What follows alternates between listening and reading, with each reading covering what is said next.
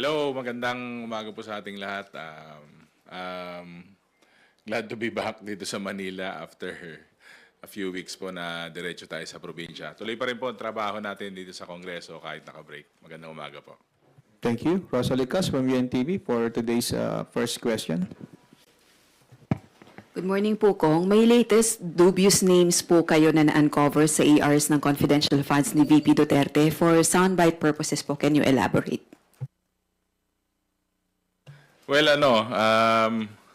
dito kukunin natin. Magandang basahin na para makita natin yung mga celebrity names, yung mga napalabas na yung mga wala pong records ulit to, no? As nakita niyo naman po yung trend ng mga sunod-sunod na pangalan.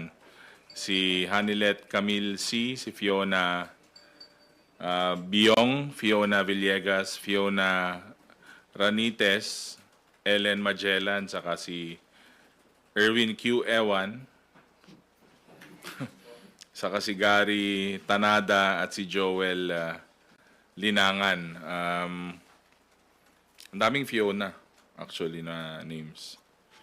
And yun nga, pare-pare, yung sa trend po natin talagang lahat po sila walang record sa PSA ng birth, death, saka marriage. Pero sabi ko nga po, maganda rin po na tignan natin yung mga number po, yung 600 plus na meron pong records. Kasi kailangan din po natin siguro na tignan kung nakatanggap nga po ba sila o meron silang mga nakuha na pondo. Para hindi lang yung mga walang pangalan. So, we will look into that.